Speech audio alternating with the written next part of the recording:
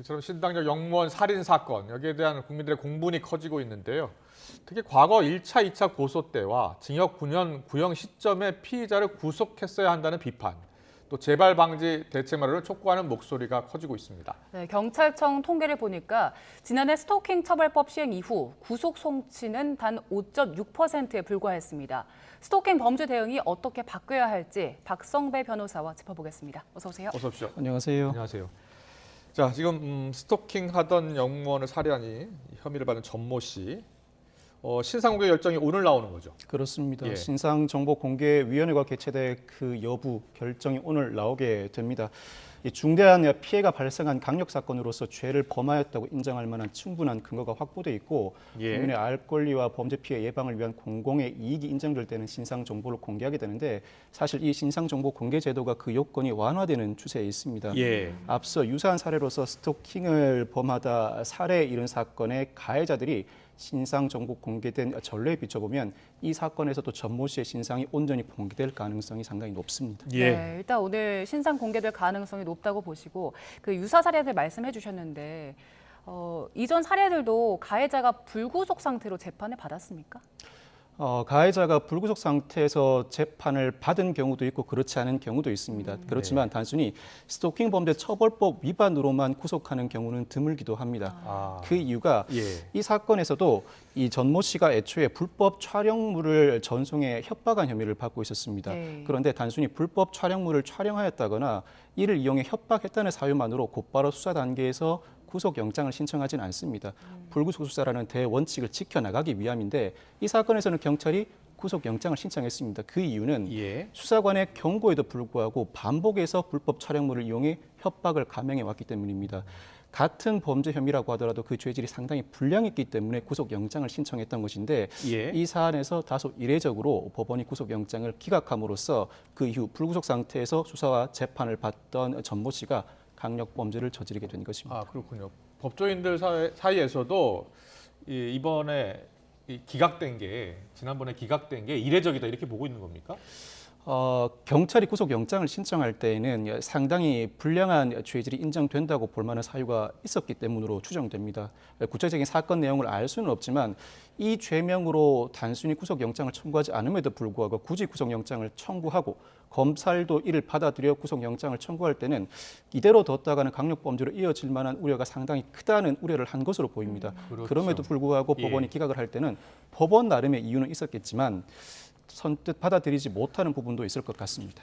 법원 나름의 이유가 있었을 것으로 보인다고요? 네, 예. 도주 우려와 증거인멸의 우려가 구속 사유이긴 합니다. 그렇지만 실무상으로는 사회적 지위가 높거나 전문직일 경우에는 범죄 사실을 인정하는 한 도주 우려가 비교적 낮다고 평가해서 구속영장을 발부하지 않는 경우도 왕왕 있습니다. 전 씨를 그렇게 본 건가요, 그러면? 그렇게 보았을 가능성이 있지 않을까. 제가 정확하게는 모르겠습니다만 전 씨가 전문직일 가능성도 있어 보입니다. 예, 예, 알겠습니다. 스토킹 처벌법이 지난해 10월에 이제 시행이 됐는데 검찰 송치건 중에서 가해자가 구속된 건을 보니까 5.6% 정도에 불과하더라고요. 그렇습니다. 이 5.6%라는 통계 수치 자체는 다른 범죄와 비교해 볼 때 지나치게 낮은 수치는 아닙니다. 수사 단계에서 구속 비율은 상당히 낮은 것이 일반적입니다. 그렇지만 스토킹 범죄 처벌법 위반 가해자는 달리 보아야 할 필요가 있습니다. 예. 사실 스토킹 범죄가 자행되었을 때 경찰은 현장에 출동해서 긴급 임시 조치를 취하기도 하고 필요하면 경찰이 신청해 검사의 청구로 법원이 잠정 조치를 취하기도 합니다. 이와 같은 일련의 조치는 아동학대 또는 가정폭력 사건에 포함되어 있는 관련 규정을 그대로 인용해 온 것인데 아동학대, 가정폭력도 가해자와 피해자가 상시적으로 대면해야 할 상황이기 때문에 예. 법원의 사전 승인 없이도 경찰이 현장에서 강력한 조치를 취할 권한을 부여해 준 것입니다. 스토킹 범죄의 경우에도 가해자가 피해자를 집요하게 따라다니는 상황이라면 언제든지 또 다른 사건이 발생할 우려가 있기 때문에 역시 현장에 출동한 경찰에게 강력한 권한을 부여해 준 것입니다. 물론 아동학대나 가정폭력의 경우에는 일반 형사 절차 외에도 아동보호 사건 내지는 가정보호 사건이라고 해서 가족 구성원 간 그 관계를 회복하게 만드는 조치나 그리고 아동을 적절하게 양육할 수 있도록 필요한 조치를 취할 근거 규정을 마련해 두고 있는데 스토킹 범죄의 경우에는 그 구성원 간의 화해를 권고하기보다는 오히려 일방적으로 강력 범죄로 이어질 가능성이 상당히 높은 범죄 유형입니다. 그렇죠. 물론 예. 우리 법이 명시하고 있는 구속 사유는 증거인멸의 우려 또는 도주의 우려입니다만 실제 실무상 법원은 가해자를 구속하지 않았을 경우 극단적 선택을 할 가능성이 있다거나 또 다른 강력 범죄로 비화할 가능성이 있을 때는 구속영장을 적극 발부하고 있기도 합니다. 예. 적어도 스토킹 범죄 처벌법 위반 사례에 관해서만큼은 명시적으로 법원 내부 지침으로라도 강력 범죄로 비화할 만한 사안이라면 구속영장을 발부할 것을 권고하는 조치가 필요하지 않을까 싶습니다. 그렇군요. 그 구속, 불구속, 이 구속 사례뿐 아니라 재판 사례도 좀 나왔습니다. 네네. 스토킹 처벌법 판결 현황인데 지난 4월부터 8월까지 세계일보 보도 내용인데요. 실형 판결이 6건에 불과했네요. 네, 그렇습니다. 사실 스토킹 범죄 처벌법이 지난해 10월 21일부터 시행이 됐습니다. 예. 아직까지 시행된 지 1년이 채 되지 않아서 관련 사례가 온전하게 집적되었다고 평가하긴 이릅니다. 그렇지만 실형 선고가 6건밖에 이루어지지 않았다는 것 자체는 두 가지 이유가 있어 보입니다. 첫 번째는 스토킹 범죄 처벌법으로 처벌될 수 있는 경우는 두 가지입니다. 첫째는 단순 스토킹 범죄의 경우에 3년 이하의 징역 등에 처하도록 하고 있고 흉기나 위험한 물건을 이용해 스토킹 범죄를 저질렀을 때는 5년 이하의 징역 등에 처하게 하고 있습니다. 그렇지만 네. 단순 스토킹 범죄의 경우에는 반의사 불벌죄로 규정해 두고 있습니다. 그 이유가 통상 단순 폭행이나 단순 협박의 경우에도 반의사 불벌죄로 처벌하고 있는 그 근거를 맞추기 위한 것, 즉 균형을 맞추기 위한 차원에서 흉기나 위험한 물건을 이용하지 않은 단순 스토킹 범죄의 경우에는 반의사 불벌죄로 규정하고 있는데 아마 수사와 재판이 진행되는 과정에서 반의사 불벌죄로 규정되어 있다 보니 가해자가 적극적으로 합의를 시도하고 피해자가 이에 시달리거나 일정한 금전을 받고 용서를 해준 경우가 상당히 많을 것 같습니다. 예. 이것이 결국 실형 선고가 상당히 낮은 결과로 이어진 것 같고 또 한 가지는 이 제도가 시행된 지가 1년이 채 되지 않다 보니 아직 양형 기준이 마련되어 있지 않습니다. 과거 양형 기준이 전혀 마련되어 있지 않았을 때는 판사에 따라 그 양형이 상당히 많이 들쭉날쭉했습니다. 그렇지만 지난 2010년경부터 양형 기준이 마련된 이후로는 어떤 법원에서 재판을 받더라도 비교적 양형이 균일해졌는데 네. 스토킹 범죄 처벌법의 경우에도 양형 기준을 준비 중입니다. 아직까지 시행된 지 오래지 않아서 온전한 준비는 이루어지지 못했지만 내년에 준비가 이루어진다면 그 양형 기준도 어느 정도 정립이 되면서 실형 선고 비율이 더 높아질 가능성이 있어 보입니다. 알겠습니다. 네. 그리고 사진을 한 장 보면서 좀 얘기를 나눠보면 좋을 것 같은데요. 한 아파트에서 혼자 사는 여성 집에 옆집 이웃집 남성이 지금 보시는 화면은 그 집 안에서 나는 소리를 몰래 듣고 그걸 녹음하는 그렇습니다. 화면입니다. 예. 근데 이게 지금 이 남성이 경찰에 입건이 되긴 했는데 강제 분리 조치는 어렵다고 하더라고요. 왜 그런 겁니까? 스토킹 범죄 처벌법 관련 규정에 따르더라도 강제 분리를 할 수 있는 법적 근거는 없습니다. 물론 피해자를 보호하기 위해 피해자를 긴급 의료기관에 이송하는 등의 조치를 할 수 있지만 가해자를 온전히 피해자에게 접근하지 못하도록 물리적인 조치를 취하지는 못합니다.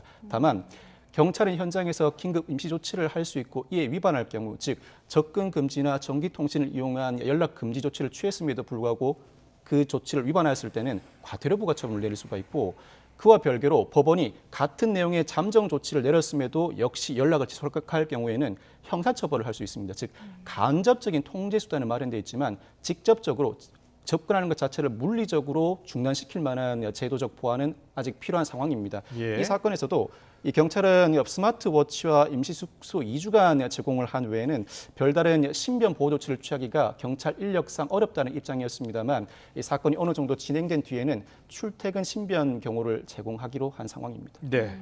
그리고요, 스토킹 범죄 가해자에 대해서 구속영장이 발부되는 비율이 적은 것도 문제인데 영장 없이도 구금할 수 있는 잠정 조치 사호가 있는데 네네네. 법원 승인이 적다면서요? 그렇습니다. 그 이유가 앞서 설명드렸던 것처럼 현장에 출동하는 경찰은 긴급 응급 조치 형태로 법원은 잠정 조치 형태로 접근 금지 또 전기통신을 이용한 연락 금지 조치를 취할 수 있는데 다만 법원은 잠정 조치로서 유치장, 구치소의 유치 조치도 취할 수 있습니다. 그런데 이 법원 입장에서는 여러 가지 조치를 취할 수 있는데 가장 극단적인 유치 조치보다는 앞선 접근 금지 등의 조치를 취해 실질적으로 효과를 발생시킨다면 굳이 유치까지는 하지 않으려는 경향을 보이고 있습니다. 즉 스토킹 범죄 처벌법 시행된 지가 오래지 않았고 이 법의 실제적인 운영 과정에서 일부 허점이 드러나고 있는 것이라고 보면 될 것 같습니다. 예. 네. 그리고 저희가 앞서서 짚어보긴 했지만 지금 이 전모 씨 같은 경우에도 계획 범죄 정황들이 드러나고 있잖아요. 근데 네네. 스토킹 살인의 63% 이상이 계획 범죄라는 연구 결과가 있었습니다. 네네. 지금 현행법 안에서 가해자의 동선을 좀 통제를 한다거나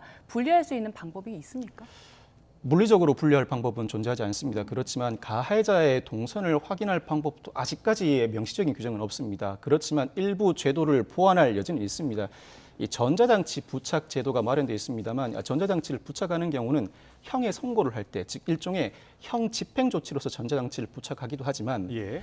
구속 수사 중에 보석을 허가하면서 그 보석 조건을 위반하지 않게 하기 위해서 전자장치를 부착하는 제도도 따로 마련되어 있습니다. 즉 실형을 선고하지 않는다고 하더라도 아직 사건이 진행 중이거나 수사와 재판이 진행 중인 단계에서도 전자장치를 부착할 만한 근거 규정은 아주 존재하지 않는 것이기 때문에 스토킹 범죄 처벌법의 경우에 동선을 확인하기 위해서 전자장치를 부착하는 방안도 적극적으로 고려할 필요가 있습니다. 물론 그 경우에는 가해자가 아직 강력 범죄를 저지르지도 않았는데 강력 범죄를 저지를 것을 우려해서 전자장치를 부착한다는 인권 침해 논란이 충분히 제기될 수 있습니다.